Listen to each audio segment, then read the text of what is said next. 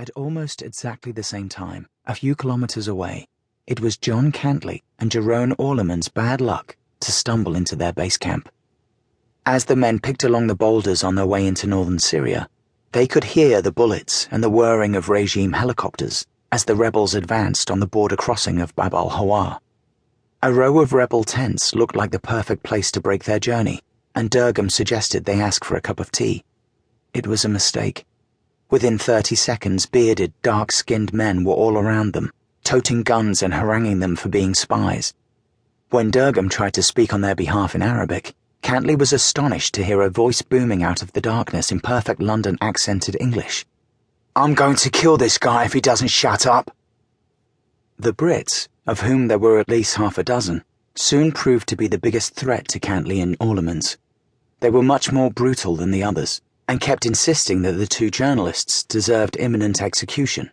One, whom the journalists named the Preacher, suggested that they prepare for the afterlife. "Are you ready to meet Allah?" From under his blindfold, Orleman's could make out another tall British man wearing trainers and a shiny tracksuit. He reminded Orleman's of the young Arabs he'd seen smoking shisha on the streets of West London's Edgware Road. Someone with the manners of a city boy, and who thinks he knows it all. He was also sadistic, forcing the journalists to sit with their hands cuffed behind their backs for long periods, and generally manhandling and humiliating them for his own satisfaction. He was clearly frustrated. He immediately hated us. He was from Britain, and therefore he hated Britons. I don't know why, but he must have felt alienated, envious. He was talking about our rotten society in general. It was all about us being kafirs, or unbelievers, who don't know what we're talking about and that we're going to be for it now.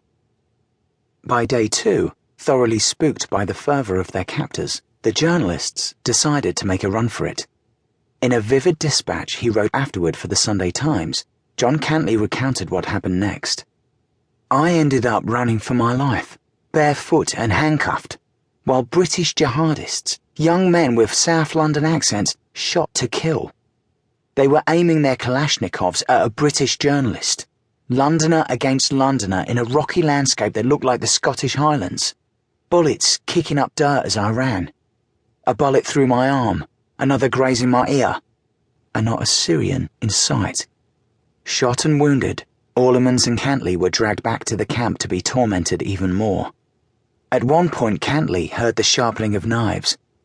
When news came that the pair might be ransomed rather than killed, they took it as a relief." At the time, John Cantley's first encounter with British jihadis in Syria was thought by some Syria journalists to be an unfortunate hiccup in the course of a conflict about other things. The one thing everyone could agree upon was that it wasn't really a kidnapping at all.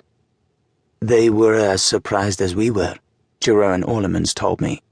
"We walked into their camp and maybe they saw an opportunity." In retrospect, there was something amateurish about the whole thing.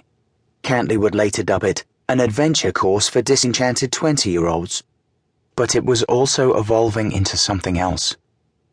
The reason they'd made a run for it, according to Orleman's, was that we didn't want to end up in orange jumpsuits, the fate of some Western hostages of Al-Qaeda during the early years of the Iraq War, shortly before their grisly execution. The journalists' ordeal only ended when friendly local rebels barged into the camp and demanded their release. "They were so fucking religious," remembers Orleman's. "All the talk was about what heaven would look like. You'd be taken to paradise, where Allah would preside on a huge throne.